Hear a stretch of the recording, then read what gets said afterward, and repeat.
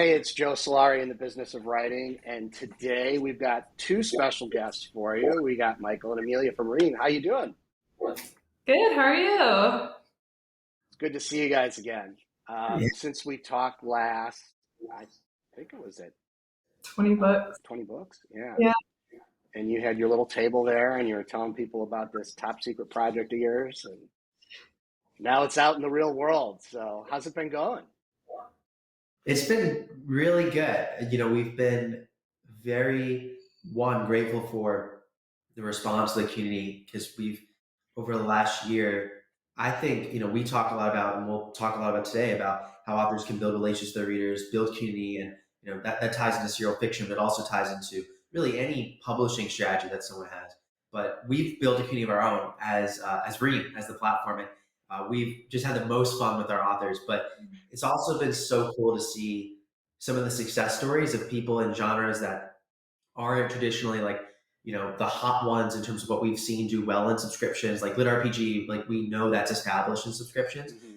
Talk about that. But just the other day, I got an email from this woman, Takiri Harath, which shout out to you if you're listening to this, you're awesome.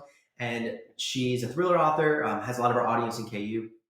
And she's just like already making like dozens of dollars a month on Ream, which is significant for her because compared to her total audience, revenue stream over there, this is not a small revenue stream for her.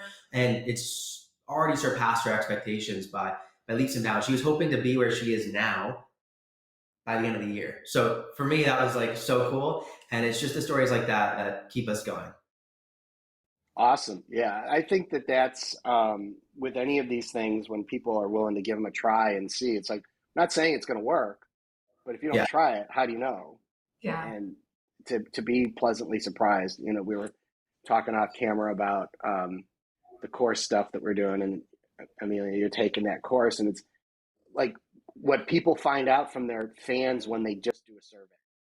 Yes. Oh my gosh, there's so much information that you can get by just like doing polls and surveys. I know um I did a survey for the course, but I also do polls a lot for just like my subscription. And a lot of times, like one time in particular, I did a poll about merch and I had like five designs that they can choose from.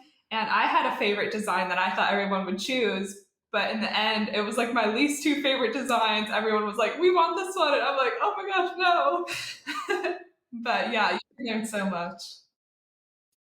Yeah, I think that, and we're going to talk about retention systems and fun stuff like that. But I kind of see the other side of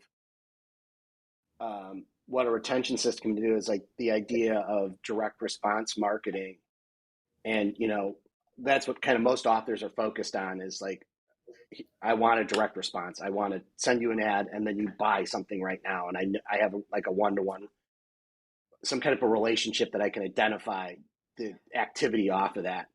And that's great from the perspective of getting that feedback. But like, Mhm. are you doing anything with that feedback? Like, are you actually learning from that so that you can make it better for them in the future? Right. Yeah.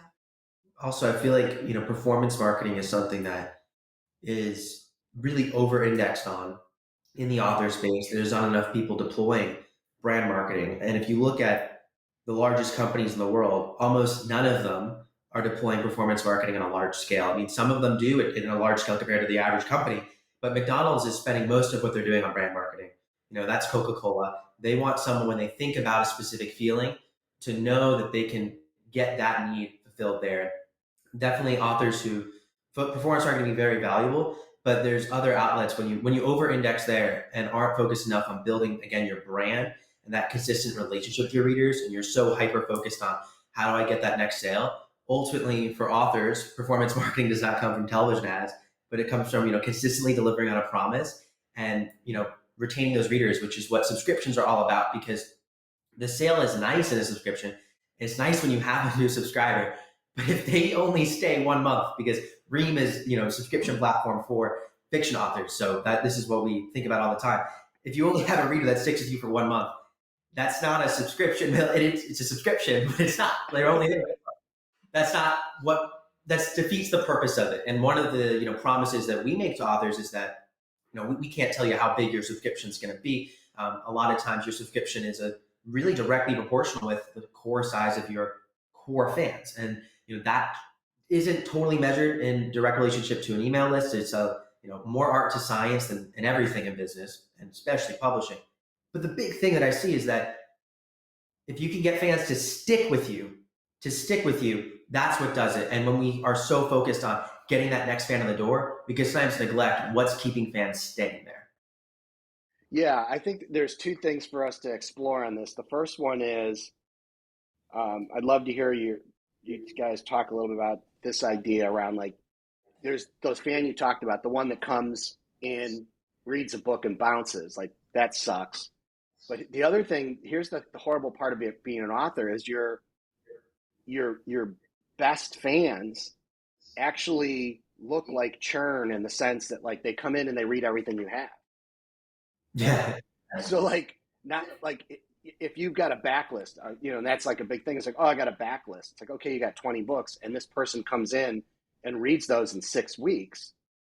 They Yeah. look now just like any other fan. You have to retain them. You have to figure out what you're going to do in the period of the time between book 20 and 21. So I'd Yeah. love to hear your thoughts on that. Do you have anything? I mean, I want to hear your thoughts right after me, but I'll just say that it depends on obviously the model that an author's kind of publishing in, like what their release schedule is, what the release model is. I think we've seen now, like if we're talking about an audience that's mainly going for rapid releases with full novels at a time, how an audience has been retained in that model is writing books like every single month, which is a good actually strategy for retention. Like you're going to have someone pick up something every month, and even if they blow through it in a day, next month they've got a new book. For a lot of authors, that model hasn't been sustainable if they aren't able to write as quickly. And then for other authors, we've seen burnout where, you can write 12 books a year for, 2 or 3 years, but is that sustainable forever? For some people it is. And, lean into that. That can be a great retention tactic. But for those who isn't, there are things that we've seen that work. And I think that it kind of goes into three different buckets of things. And Amelia deploys all of them. So you should give like specific examples from your business. But the three things we see are serial fiction. So releasing your stories in more of a bite-sized format. This doesn't necessarily mean that you have to leave retailers and leave your existing full releases and go to serial fiction platforms. It more means you might have fans that are saying, oh yeah, that next book was going to come out 6 months from now, but I'm willing to read 10 chapters each month for the next 6 months. That's one example. The other is bonus content, exclusive content. And I'm not talking about writing like an entire novel that's exclusive to them. I'm talking like a short story, a character profile, anything that can get them thinking about and being more involved in your world, and ultimately talking to other fans about that, because they're like, oh my god, that character profile was so cool. That other shorts, I really wanted to see that story about those two characters, and I found out that backstory. That was so awesome. That keeps fans again engaged, thinking about your world. And the third thing is really like fan immersion in terms of like community events. And there's so many interesting things there. I think for most authors, we encourage them to go towards early access if they haven't tried any sort of retention tactic yet, because it's the lowest lift. But the other two retention tactics, I know Amelia has moved a lot more into as your business has grown, Yeah. I would say, especially fan immersion. yeah. Yeah. Well, I guess we'll start with like serial fiction. I think serial fiction, even if you don't write it, you can learn a lot from it and how to write your stories with a serialized kind of mind to it. And if you're somebody who releases like one book every 6 months, you can do, if it's like a book in a series, you can have a cliffhanger. So people want to read the next book. They pre-order the next book. They're waiting very impatiently for that next book. And then also, like Michael was saying, doing those very short chapters. Maybe you do like one a month until that next release. And a lot of people are super against this because they hate others reading the rough drafts. But your biggest super fans, like they don't care how rough your work is. They're there for your work, your feel, like the feeling your story gives to them. And the emotional connection to your characters. So they don't mind reading some maybe like typos or grammatical errors. I know a lot of my readers, a lot of them are aspiring writers themselves, so they like being in that writing process with me.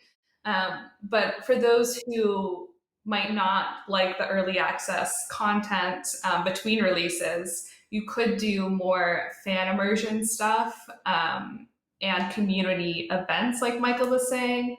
I know something that I implement is I'm doing like fan fiction. So I think it's like every 2 weeks we have it going on right now.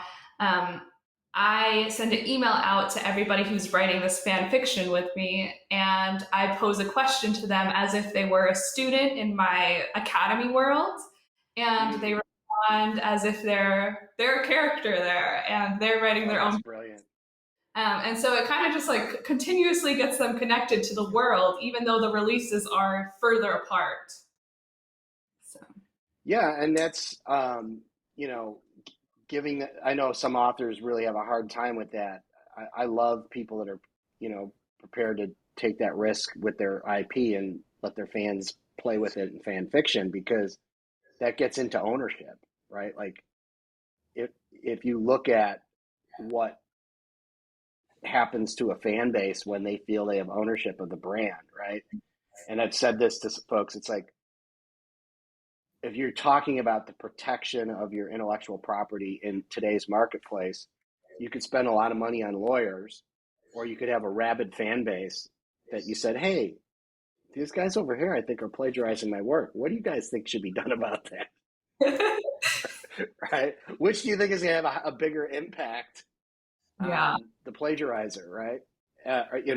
Especially with some of these things you've seen where fans have taken it on themselves to, protect the brand integrity, because it's it's important to part them. of their identity. Yeah.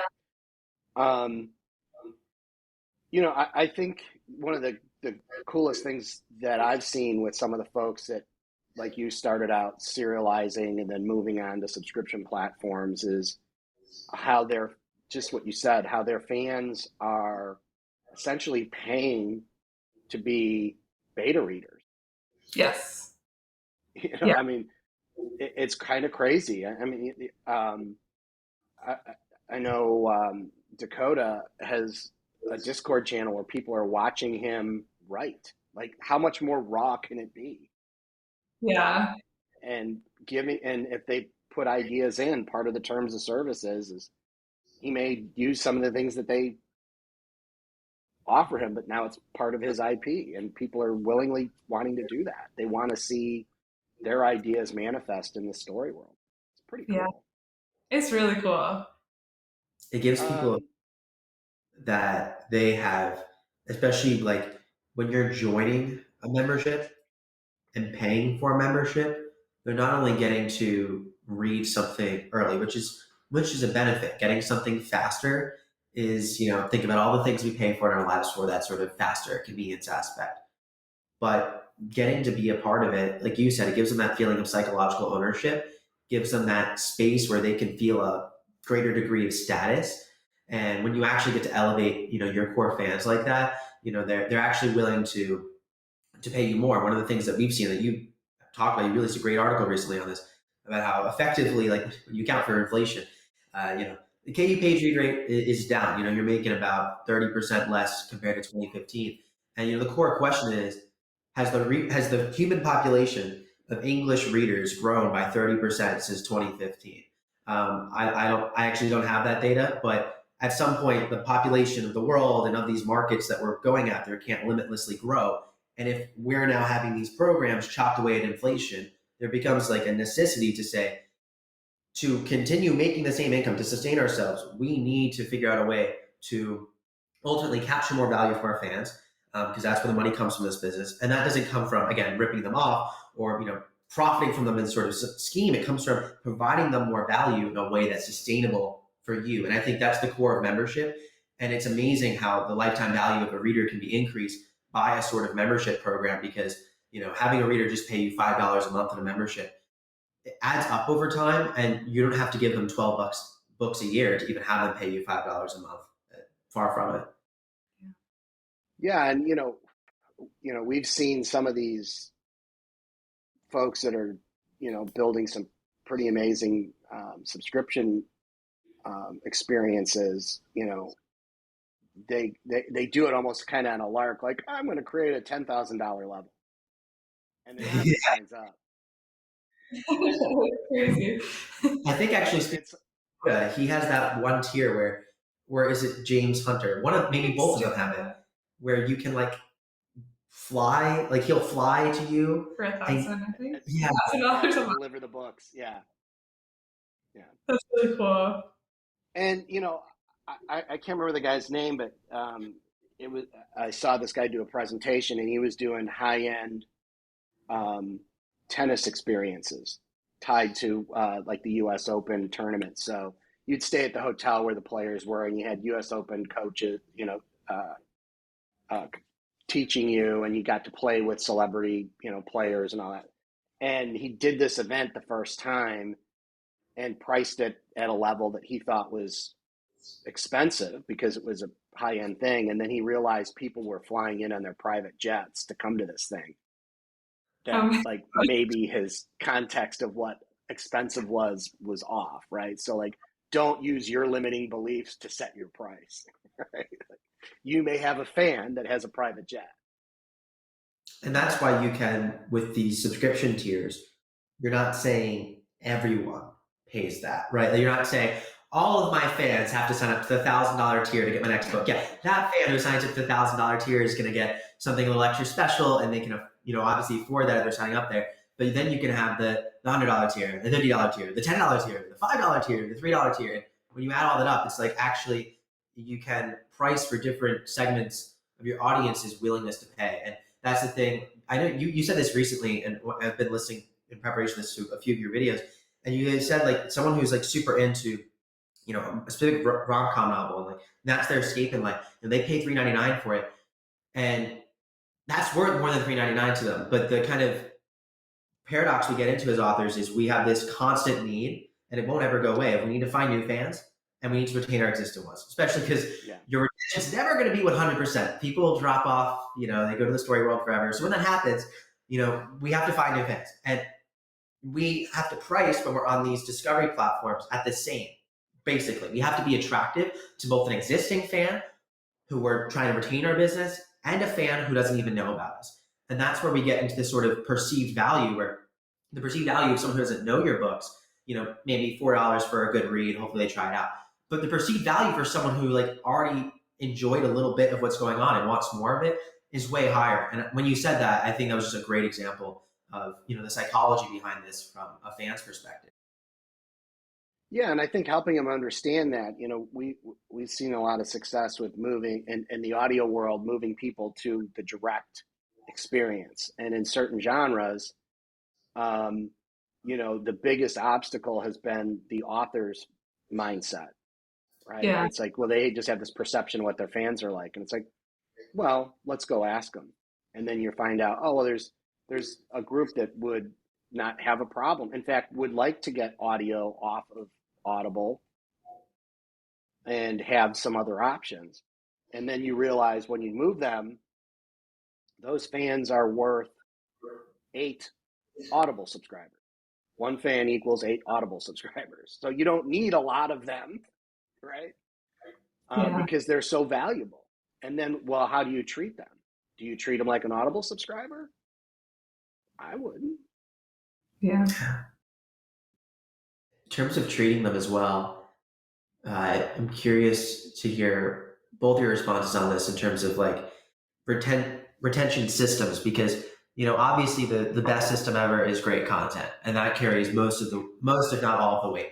But it's still these retention tactics that are important, that are a larger part of like the reader journey. And when we're on, especially if we're talking about direct sales, which to be clear, if you're on a subscription platform, specifically if you're on a place like Ream, which when you hear the word Ream, if you're like, what is that? Patreon is the big subscription platform that's been around for a while. Ream is specifically designed for fiction authors. So that gives you context of where Ream fits in. But regardless, it's a type of direct selling. You get the emails of your fans, you have control of the refunds, you control your pricing, if you're on Ream, we have an option where you can get their credit card information encrypted that you can then export elsewhere. So like you are the merchant of record, basically what it's like on Shopify. But regardless of all that, you're doing a lot of the customer service in that sense, not like technical support, we would handle that. But in regards to like Amazon sends out automated emails to your readers of like, hey, like, here's the next book, here's this, right? And those emails, they actually do work. People see bumps, these emails go out, but we have to be that place when we're doing direct selling. And I'm curious for Amelia, and then I know Joe, because you do a lot of this in a, not as much of the subscription context, but a similar context in terms of like what systems do you have that are helping, onboard fans, keep them in your world. So Amelia, at this point, like if I sign up to your subscription, what is your retention system outside of obviously the core of your producing great stories? Yeah, so the first thing I do is like I always welcome my readers, whether that's direct message or through like an automated email. I actually redid my automated email welcome message after taking the course. But yeah, so it's basically just welcoming them to my community and being very personable, because like that's what my brand is. It's not like, hey, I'm in, or this is Amelia Rose, blah, blah, blah. It's, hey, I'm Amelia. This is what I like. This is what you're going to find in my stories. And then after that, it's, here are some features that I think you might like on Ream or on this specific platform that I'm using. And here's how other community members are using it. And then from there, I constantly check in with my readers like, hey, are you enjoying this? Do you like this? Do you want to change this specific benefit in the subscription? Because I see not a lot of you are using it. I think polls do really well for retention for my readers specifically, just because I can see what they are enjoying. And then also, again, more automated messages to feed people back into my backlog or my back catalog. So those are a few things that I...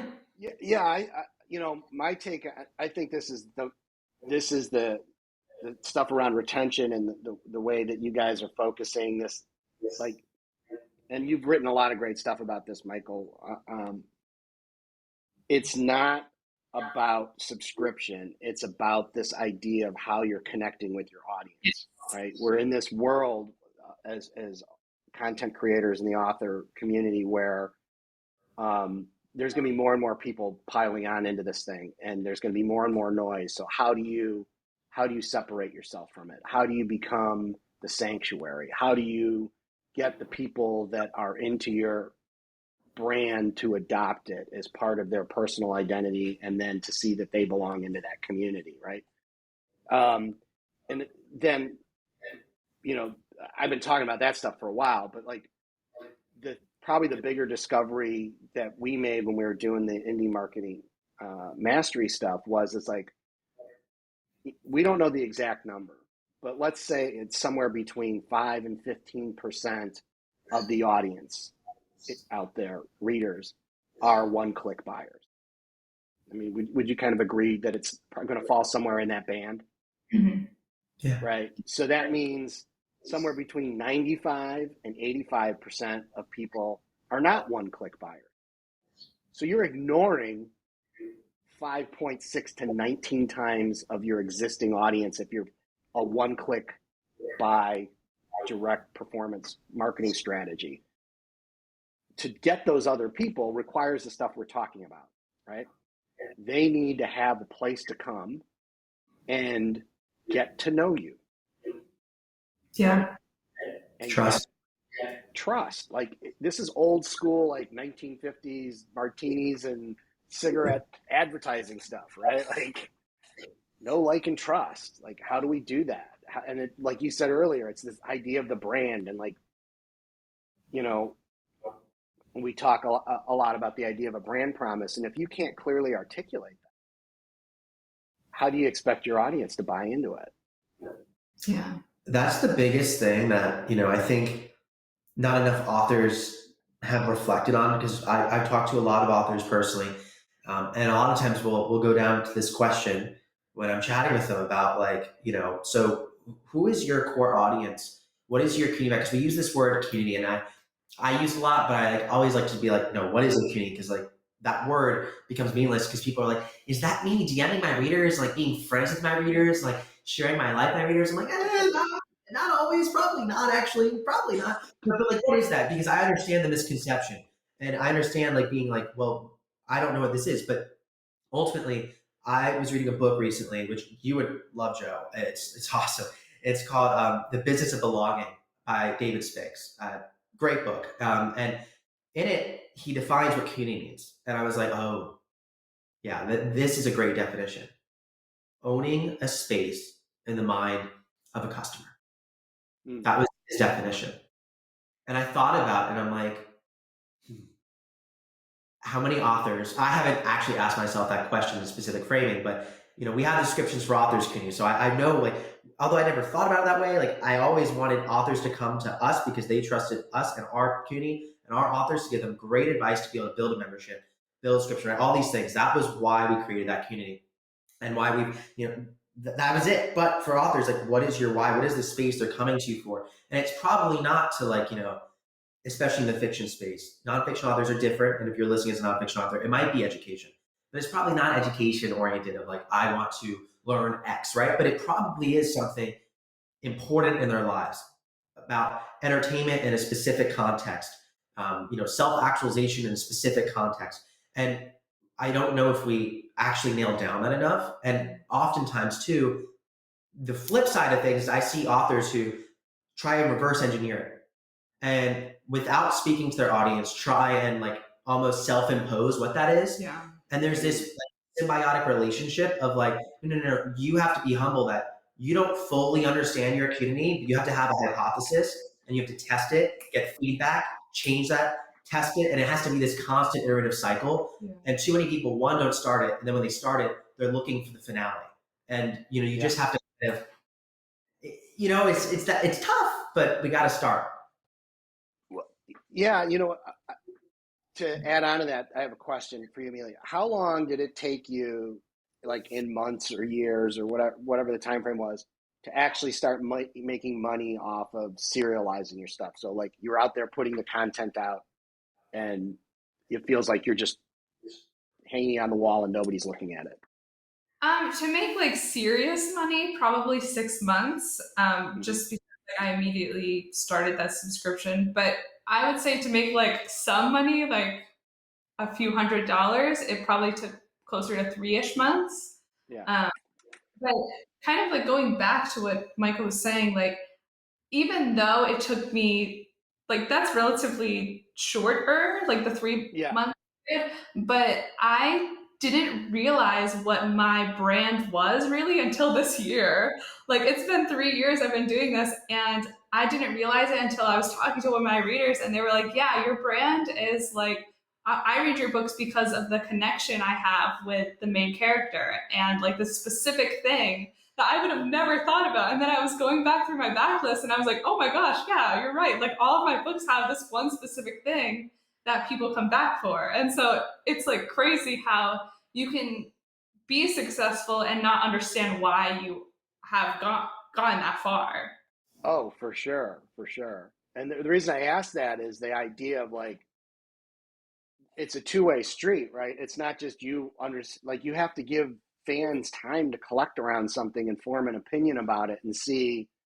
I think that's why a lot of people, whether it's direct sales or going into a subscription service, get disillusioned is because, well, it's like, well, you made all this money and you did it in 6 months and I've been doing it for 6 months. Where's my money? And it's like, well, you just threw some stuff up there. You haven't been consistent in your delivery. You haven't been clear on what this is about. And so it's going to take time. And I think that, observing a platform like Royal Road and all the people that have rushed to there now that they know people have been successful, not looking at like, well, those dudes were there for years. Yeah. Like tirelessly putting out books. And just like any of these markets, it's a very small fraction of them that are making massive amounts of money. And there's a lot of stuff that's on these platforms that's, just like on Amazon, unfinished and not well thought out. Yeah.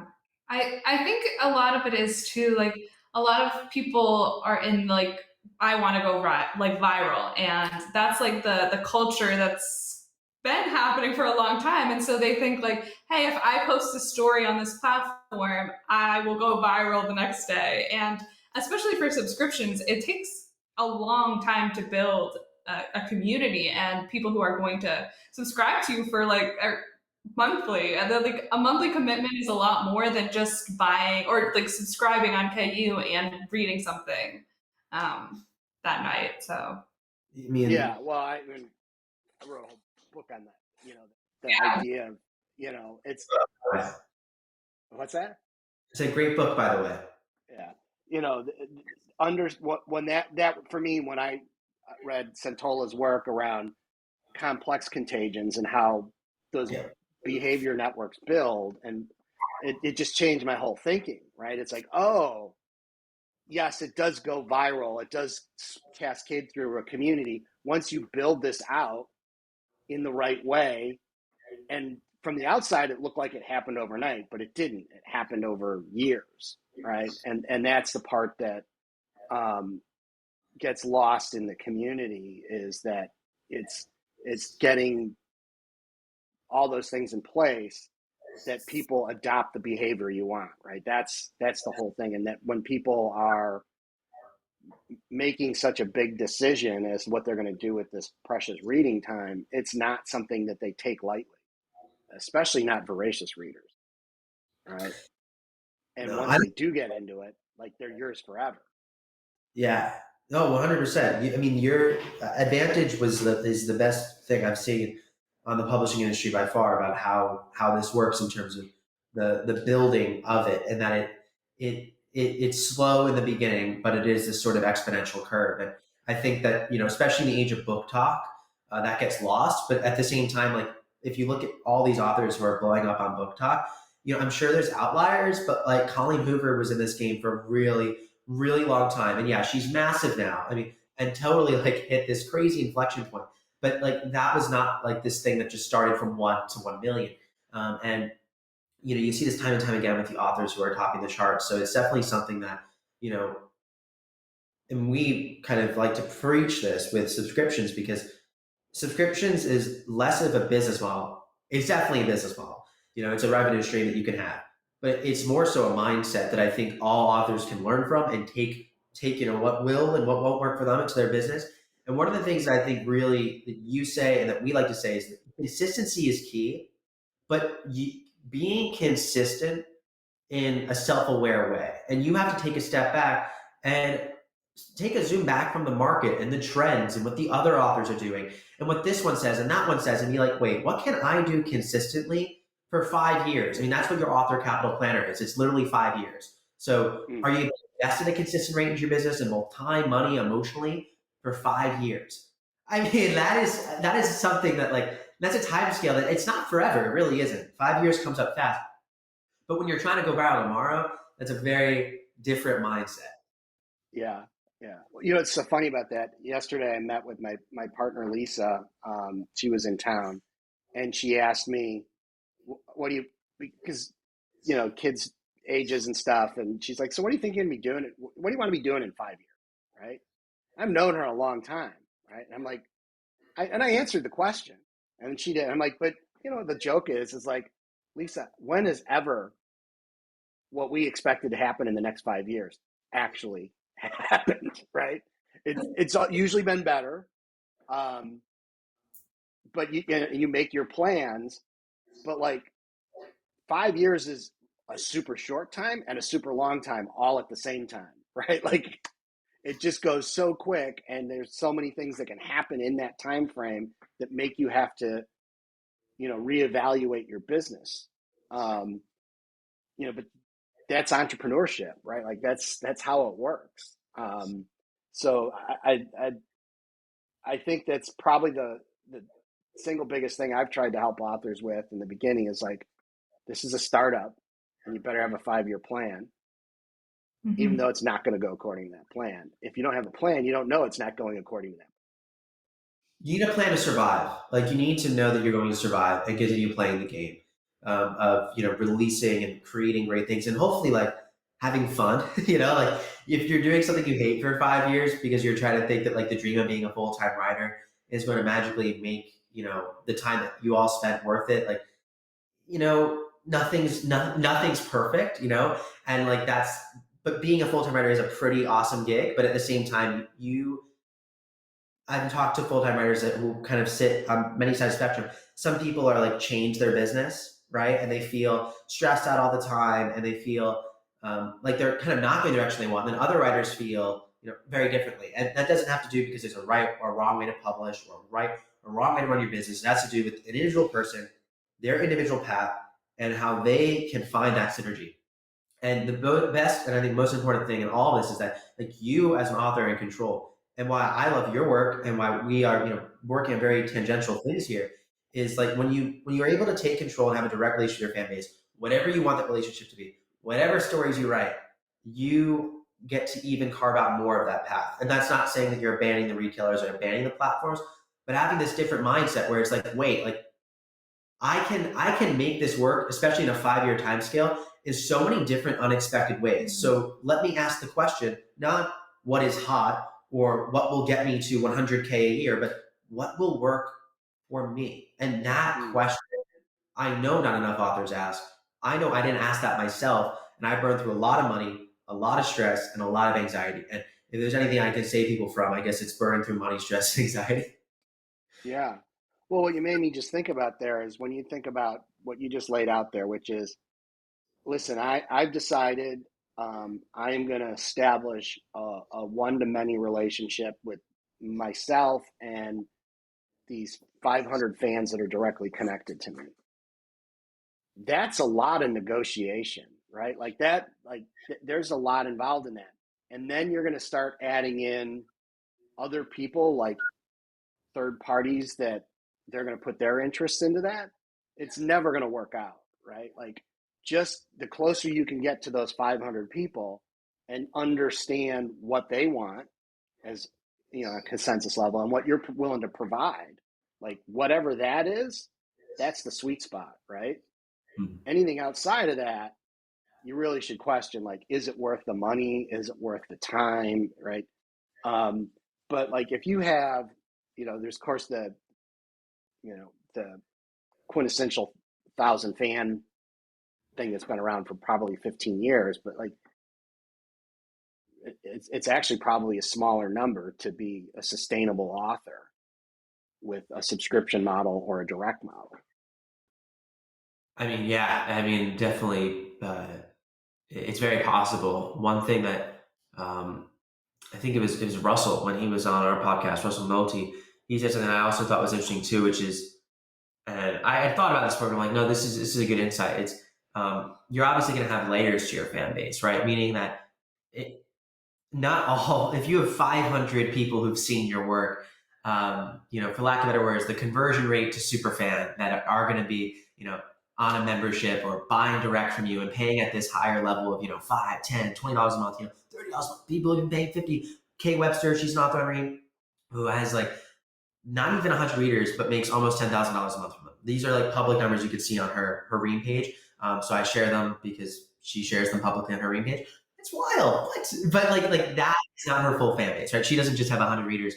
She has, literally at this point, I'm sure tens of thousands of people have seen or read her book or work. And, now, she maybe has thousands who are consistently buying from her and she has 100 at this really high level. So that's another interesting thing to think about as authors. Like you're going to have fans at like these different segments and different kind of stages of the reader journey or the fan journey. And that's okay. That's natural. And there's different ways that you can serve different people and market to different people at different stages of their life cycle. And oftentimes we think about our fan base in a monolith, and that is one of the biggest mistakes we can make.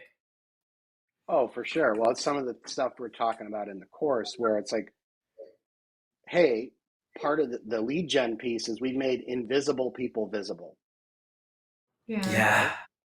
but they're still not fans. Like they're nothing. They're just a name at this point. Now that they're visible to you, what are you going to do? Are you going to ignore them? Are you just going to throw them on a list and treat them like everybody else? Well, that's what retention to me is about, right? It's like, no, this is somebody that's put their hand up in, because you've offered them, say, a free book, right? Can I get them to read it? Do they make the decision at the end that they don't like it? That's okay. Like, that's part of the process of the business is like, okay, if I had some magical system that would allow me to show my next book to all the English reading nonfiction readers in the world, or in your case, Emilia, everybody that would read your genre, Mm-hmm. and they would make a decision, you would probably have less than a fraction of 1% that would say, yes, I want to read that book. But you would be a billionaire. Yeah. Like, that's the part that, like, it's like, I want all the readers. No, you just want the ones that are going to like your stuff. That group is like, if you could get to all of them and get them to, taste test your pizza puff and decide yes or no, I'm going to keep buying pizza puffs from you. You would become, you would have more money than you would know what to do with. Literally have more money than you would know. But we just get focused on that. Well, I want, they showed, they bought. Well, no, there's some people like, a lot of this is based on my own behaviors. It's like, when I buy something, when I walk into that store, or I go on, like, I've made the decision, you are not selling me. Yeah. Right? Yeah. I've done my research. It's been hours laying on the couch, looking at websites, making decisions. I've rationalized this purchase. That's it. How can you help those people rationalize you as the next purchase thing? Mm-hmm. I think that's essentially retention, right? Or nurturing, more nurturing than retention, right? It's interesting because we've seen authors try things in terms of nurturing their fans that are very you wouldn't very untraditional in subscription, specifically like a subscription nurturing method that has worked quite well. And one author I was talking to yesterday, she does this thing called basically I think it's called the steamy romance hop, but it's steamy one shots is kind of what they write. But it's this group. They spin this thing called the Wheel of Smut, and every week there's a new prompt that these writers write, and the readers are there too. Like, there's a live stream, so there's a collaboration between all these readers, and they basically decide to say, and I love this approach, because a lot of authors think they need to have like their own community of their own readers, and at some point that would be great, but especially in the beginning, there's very different kinds of community spaces that can form. And one of the community spaces that can form is an acquisition-based community. Community can be an acquisition strategy. And most authors never ever think about it this way. But community as an acquisition strategy doesn't work if it's just around your brand name. Because again, how are you going to acquire someone new into a community based around your brand name who doesn't even know your brand name yet? There's a lot of chicken and egg scenario stuff going on there that's going to make it tough to acquire readers. But a steamy romance one hop, okay, we're going to just write these one shots, hop around between the authors.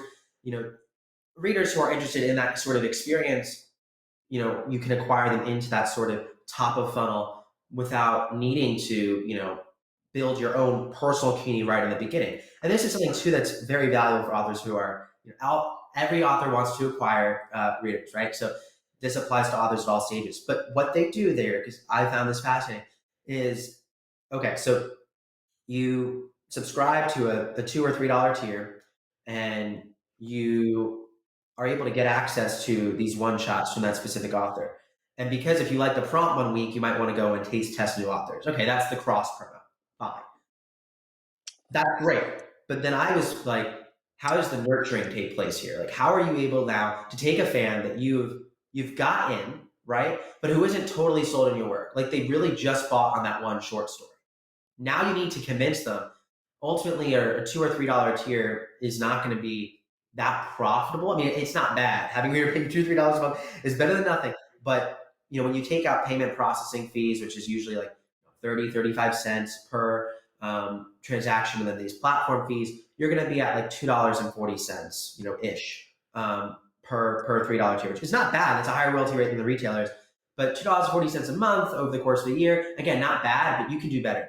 So how are these authors doing it? Well, these authors basically are contacting those readers, continuing to use those short stories, these little kind of, again, because it's like when we think about like retaining and nurturing readers, the easiest way I can think about doing it as an author is giving them more stories, because I like writing stories. So giving them these little bits, these little short stories that are ultimately tied into characters in their main novels. And the author I was talking to yesterday, EJ Frost, said that everyone basically has come in on her $2 tier. And at the moment I spoke to her, no one is currently on that $2 tier. All of them have upgraded to get access to her stories, to get access to, there's a live Zoom meeting that she does each month where people get like, they have roles they create. I'm laughing because I think it's so creative, and it's like, it's fun. Like it's so fun. They have roles in community where there's like, the mistress of toys, and you can imagine what that's like. The mistress of all these, this is for her genre, of course, but they show up to the meeting and they actually have a say in the short stories that she's doing the next month. And she then, in terms of like, there's the wheel going around, she has to use that prompt, and then these readers have their feedback on, there's the reader who gets the feedback on the toys, there's the reader who gets the feedback here. And all these women show up to this live Zoom call. The attendance rate is 100%. They pay $25 a month for this, and they love it. Like, they love it. Yeah. To me, is such an interesting nurturing strategy, because she's using her stories to do the nurturing, and then eventually who's doing the retention is the actual CUNY experience of giving that fan the ability to participate. They are retaining at a very high level there. Yeah, I think that's the other part of community that people miss out on when you can create something like that, is how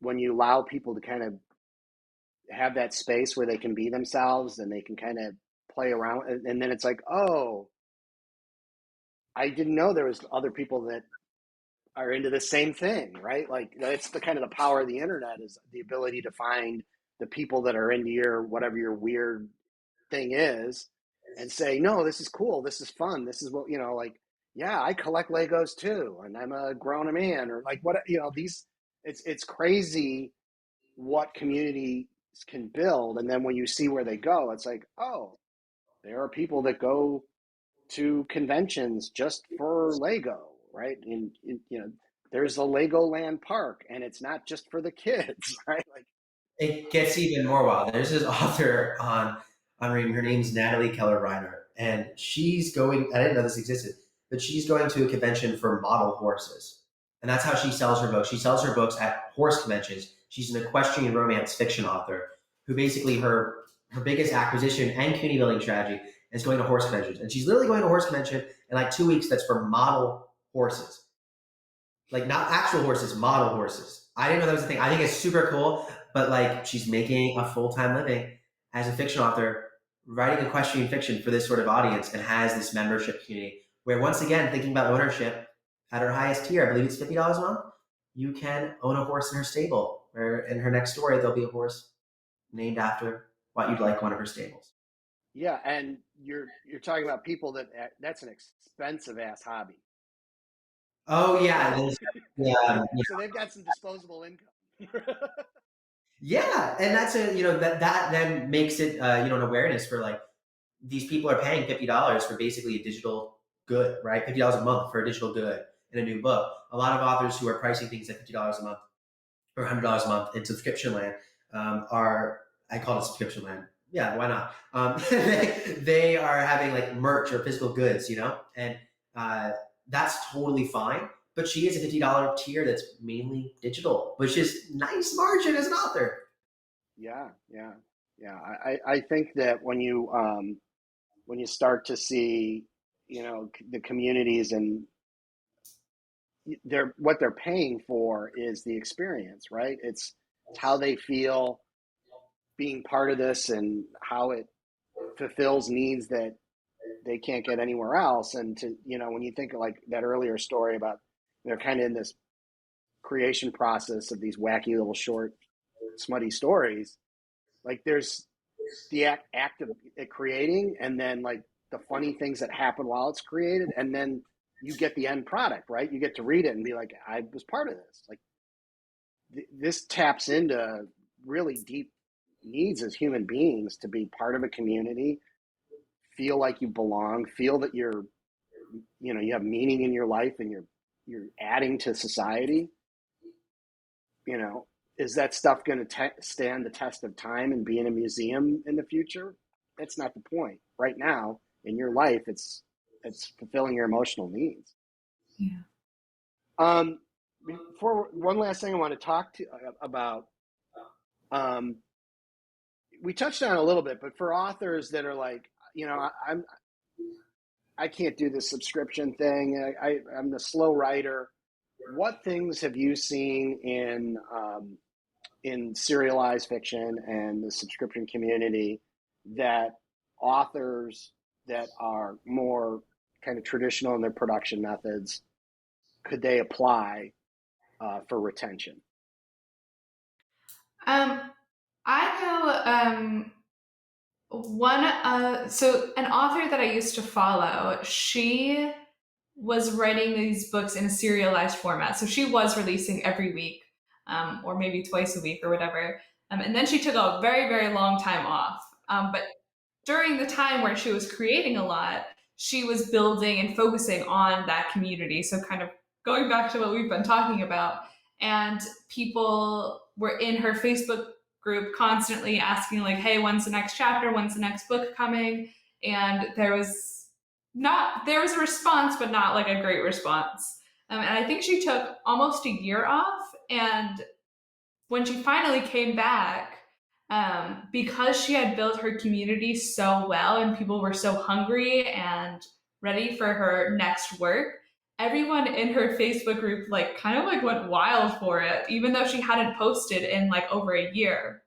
And so, kind of like tying back to everything that we were saying today, I think the biggest um, like thing that you can take away from serialized work or authors who do serialization is that community building within your story and even outside of your story as well. So a lot of authors do I call them like creator notes or author notes at the end of every chapter, and you could do the same at the end of every book. Like, hey, how'd you feel about this? Like, did you like the characters? What should change in the next book?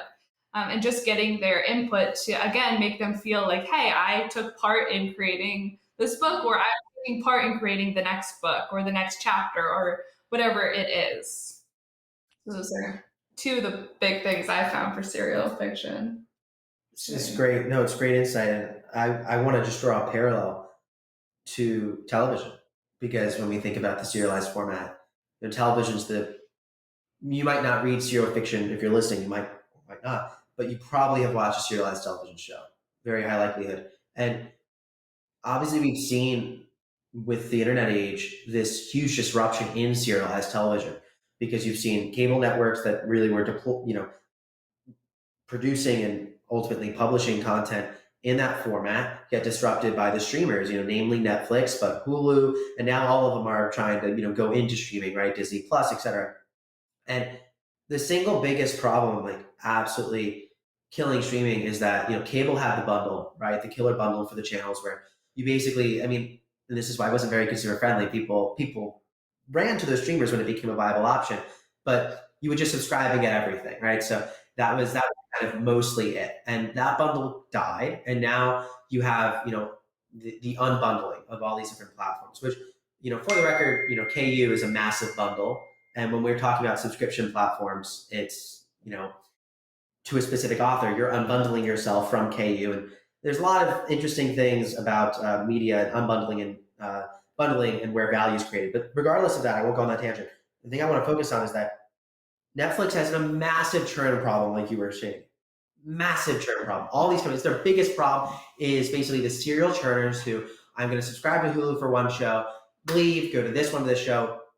For others, it's a little bit different because, obviously you don't want that problem on your subscription, right? But let's say you don't have a subscription.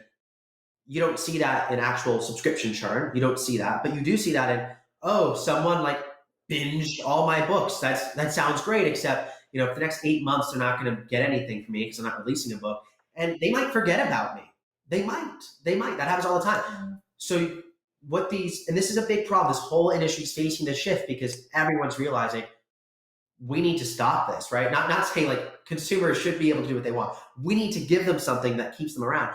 And it's funny because you see Netflix shifting to more of a serialized model, which is interesting, right? They're like, maybe the binge content isn't as profitable as we thought.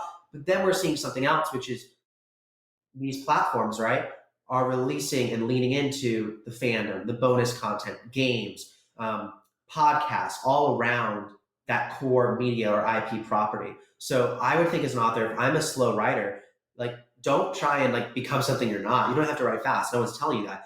But try and utilize your core IP, which is what your fans are coming there for, to create tangential experiences that are low lift but can keep someone retained so that you're reminding them that you are a thing, reminding them, and maybe even getting them to pay for these things. That's the golden goose. But if you can't get them to do that, still remind them, right? So, things that authors are doing are podcasts where they talk about books, their genre, or their own books. Authors are, creating like community events where we're going to get together and coffee with Christopher Hopper. Every month, we're going to sit and we're going to have coffee together. And he does that seasonally, right? But that helps fill in the gaps between book releases for him. There we go. These are the types of things that I encourage authors, thinking about. And ultimately, you can do a million different things. So doing, one or two things great consistently that are sustainable for you, and less is more, because creating like, oh, I'm not releasing a book every month. That means I have to produce 10 YouTube videos or 10 podcasts every month. No, you don't have to do that. Value is like water. Too much of it and you drown them. Too little of it and, we get the problem that we're talking about where, you have the slow release schedule and nothing in between. So just give them something where they're always wanting more. And that, I guess, is building that tension is the key to keeping someone reading, but also keeping someone retained within our vertical platform, as Becca Symes says, and I like that word. No, I agree. The other thing, Amelia, you made me think about is, one of the things that I've seen from authors that's been a real structural weakness in their business succeeding is them consistently putting out work. Yeah. Whatever that might be. I'm not saying, everyone here is in agreement. It doesn't have to be one book a month, but it has to be consistent. Like if it's a book a year, God bless, then make sure it comes out once a year on whatever date you said it is. But if that's something that is a challenge for you, and this could seem really, really scary, but setting up a serialized subscription, maybe even if the first tier was free, but you were making some type of accountability for yourself to produce that work in that format on a weekly basis, that's going to force you to get 52 chapters done Yeah. in a year. Yeah. And I'm not saying all 52 get published, but that's a lot better than being on Facebook talking about how you can't be motivated to write a book. It's like, it's kind of a negative motivation, right? It's like, I have to show up because I promised these people, right? But I know for myself, sometimes that's what it takes to get the habit going, right? Is that accountability. That's 100% why I like serializing in a subscription format, because I'm like, I have to write this chapter now. There's like no going back. People have already paid for it. There's no me saying, oh, I'm too tired, or the motivation isn't there. If I didn't have that, I probably would not write as much as I do. And I love writing. So I wouldn't be producing as much or as many stories as I have or currently do. So. Yeah, and I kind of spinning back on the lit RPG guys. It's a real interesting thing because the books in the end are really long books. Yeah. That do take, realistically trying to put those books out on every 3 months is kind of crazy. These guys, when you think about the size of those books, how are they doing? Is because they've been used to writing that content every week and putting it out, And then now they're like, oh, it's almost like a repurposing of it. It's like, yeah, here, editor, tell me how many books this is. We'll Yeah. throw them up on Amazon, right? Like when you look at what happened with Shirtaloon, right? Like that was one long thing for years, and then they turned it into what, like 9 or 10 books, Mhm. Crazy. um, right? Yeah. And that regularly goes into the top, the top spot on Amazon. Yeah. Another thing too is like the consistent reps matter. I'm not encouraging anyone to write to the point of burnout or write incessantly, but at the same time, like we're professionals, and if you want to be, really getting better at your craft, like I know I feel a difference when it's a couple weeks and you don't write in a couple weeks. Like you come back a little rusty, right? And that's why all of us try and set some sort of consistent writing schedule or deadline. So, the sort of serial format embeds that practice into your business model, which is interesting. And I think it's something that, the best writers are already trying to do, although everyone does it imperfectly. I'm not saying everyone does it like a machine, but like you do your best to be as consistent as possible. And if in a 52-week year you can hit 50 of those weeks, you're a winner. Yeah, yeah. Well, and I think that when you look at what are the biggest obstacles in this industry, it's easy to get wrapped around the axle of like, oh, I need to market better, I need to do this. It's like, no, the thing that wipes most people out is first, they run out of money. Two, they never finish a book. Or maybe if you never finish the book's probably number one, Yeah. Yep. right? Um, how many people have we seen, we've come to something like 20 books, you second, third year, you see run into somebody and they still haven't published. Yeah. So I it's like, I understand it. It's like it's tough. It's hard, but it's also something that like again, if you keep the passion for it and also getting feedback from people is even if it's just one person in the beginning of your career, but especially for authors who too are like at this stage where they have a fan base and are, trying to figure out their next moves, trying to diversify, they're doing their business. It's like getting feedback from a reader, 1, 2 chapters in, 10 chapters in, like even if like I'm not saying like you're gonna take their feedback and change your story. Like you can do that or not. Some authors, that's your creative process. But just hearing that someone likes it, someone cares. Like yeah, we as a business people, we want to make our readers and our stories feel like they care, like we care about them, so they keep coming back. But likewise, there is a psychology to this. We like it when people care about us. And that doesn't always come down to like book sales, right? This is a very intangible thing. Authors do look at the reviews, but again, you have to package that book, publish it. There's so much that goes between like day one and day 100 when that book's published. So if you can start to get some of that like positive feedback, that dopamine rush, it's a positive, habitual cycle you can kick off for yourself. well, to that point, I know one of my clients who um, does subscriptions. Like he basically gets paid to product develop, right? Like Yeah. it's like crazy how it's changed, right? Like the fact that he's in a situation where you know he, these people are paying him, but he also knows like if this lands flat with this group, I need to change. Like this is this these guys know they're the test market. If it plays well in this market, it's going to play well when I launch it wide. So when they say, yes, didn't I don't know what's going on here. What's this about? It's like it's gone. We'll take that behind the barn and shoot it. Pretend like it never happened.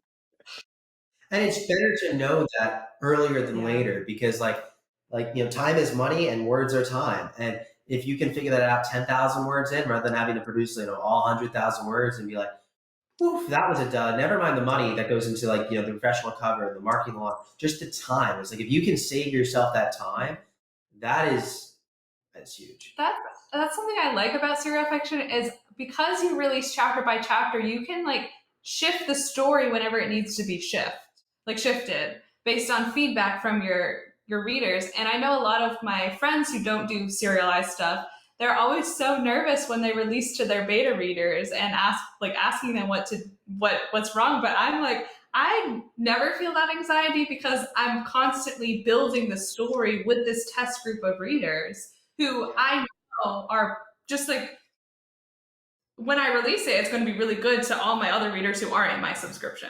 Yeah, it's really a powerful kind of new model because I know another one of my clients who publishes other authors. They had somebody come in that they turned the books in, they edited them, they threw them up to their beta readers, and the beta readers hated this Oh, book. wow. And they're like, okay, here's the covers, here's the books back edited, but we can't launch it because if these people don't like it and we launch it, our audience is going to destroy you, right?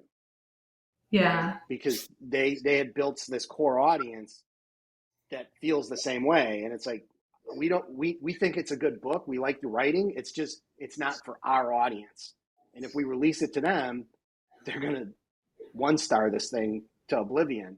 Go over and find somebody else that's got something a little darker or that is the right fit. There's an audience here for it. It's just not ours. And the fact that you can see that earlier, right, before you're 100,000 words into a book is really powerful, right? Like, um, is it the Jim Collins Bullets Before Cannonballs? Have you ever heard that one?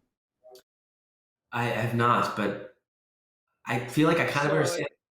Go into more. yeah, it's if you have a fixed amount of gunpowder, you shoot the bullets first to kind of get the range and understand. Yeah.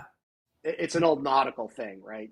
That now we know the distance, we know how the ship's moving, and then we'll use the rest of the ammo for the cannonball so that we know it's going to land on. I mean, this is fundamentally one of the biggest mistakes like every business makes, period. So like anyone listening is going to go on, regardless of your publishing business, like we're learning skills to help every business. So many businesses try to, using that word scale, they try to scale before they validate that there's product market fit's the word, obviously, in startups. For stories, think about story market fit. Is there a story community fit, story audience fit, whatever word you want to use there, but it has to be fit. The story has to fit that audience.